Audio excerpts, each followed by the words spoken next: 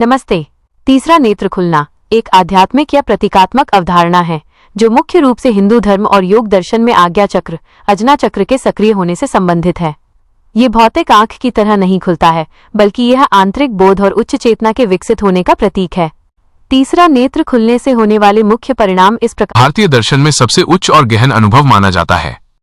जब किसी को आत्मज्ञान होता है तो उसके जीवन, सोच और अनुभव में बड़े मूलभूत बदलाव आते हैं। आत्मज्ञान होने पर होने वाले मुख्य अनुभव। आत्मज्ञान का अनुभव एक व्यक्तिगत और आंतरिक यात्रा है, लेकिन प्रमुख अनुभव ये होते हैं। 1.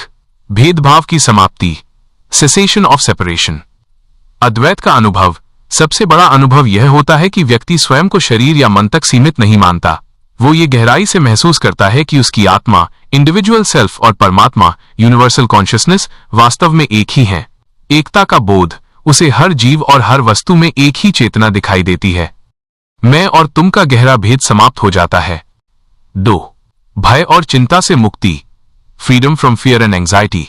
मृत्यु का भय समाप्त। चूंकि आत्मा को अमर और अविनाशी समझा जाता है, आत्मज्ञानी व्यक्ति को यह समझ आ जाता है कि शरीर तो नाशवान है, पर वो स्वयं अमर है। इससे मृत्यु का भय खत्म हो जाता है। सुरक्षा का भाव।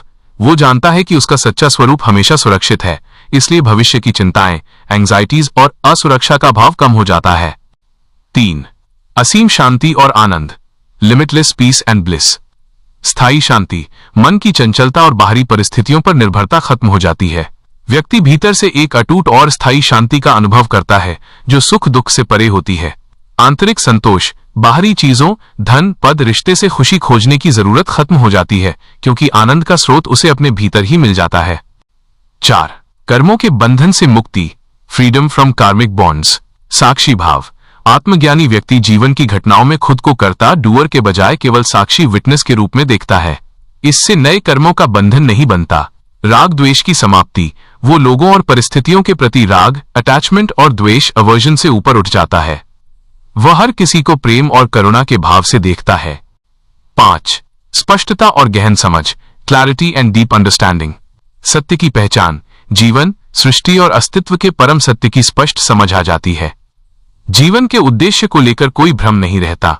विवेक का उदय। उसकी बुद्धि पूरी तरह से सत्य और असत्य के बीच का अंतर जानने में सक्षम हो जाती है। संक्षेप में, आत्मज्ञान का अनुभव होने पर व्यक्ति असीम शांति, स्थायी संतोष, भय से मुक्ति और समस्त जगत के साथ एकता का अनुभव करता है। क्या आप जानना चाहेंगे कि भारतीय दर्शन में इस आत्मज्ञान को प्राप्त करने के कौन से मार्ग बताए गए हैं? बढ़ी हुई अंतर्दृष्टि, इंट्यूइशन। व्यक्ति को चीजों को गहराई से समझने की क्षमता मिलती है और भविष्य में होने वाली घटनाओं का आभास हो सकता है। इसे अक्सर छठी इंद्रिय, सिक्स्थ सेंस का विकास भी कहते हैं। आत्म जागरूकता, सेल्फ अवेयरनेस। अपने विचारों, भावनाओं और स्वयं के वास्तविक स्वरूप को अधिक स्पष्टता के साथ जानना। मानसिक स्पष्टता, क्लैरिटी। मन का कोहरा हटता है, जिससे सोचने और निर्णय लेने की क्षमता में सुधार होता है। आध्यात्मिक विकास। व्यक्ति का उच्च चेतना से जुड़ाव होता है, जो उसे जीवन के वास्तविक उद्देश्य और सत्य की ओर ले जाता है। कल्पना शक्ति, इमेजिनेशन में वृद्धि। रचनात्मकता और कल्पना की शक्ति तीव्र हो जाती है। भय से मुक्ति। आंतरिक ज्ञान और आत्मविश्वास बढ़ने से डर और चिंता कम होती है। शारीरिक और संवेदी अनुभव। सिर के क्षेत्र में हल्का दबाव या सिहरन। माथे के बीच में, भ्रूमध्य, हल्का दबाव या कंपन महसूस हो सकता है। आंख बंद करने पर रोशनी पैटर्न दिखना। ध्यान या आंख बंद करने पर कई बार तरह तरह की रोशनी या आकृतियां दिखाई दे सकती हैं। संवेदनशीलता में वृद्धि। प्रकाश और ध्वनि के प्रति संवेदनशीलता बढ़ सकती है। सपनों का अधिक स्पष्ट होना। आपको विस्तृत और स्पष्ट सपने आ सकते हैं, जिनकी याददाश्त भी बनी रहती है। संक्षेप में, तीसरा नेत्र खुलने का अर्थ है भौतिक जगत से परे जाकर सत्य और वास्तविकता को आंतरिक दृष्टि से देखना और समझना। यह व्यक्तिगत और आध्यात्मिक विकास का एक महत्वपूर्ण चरण माना जाता है।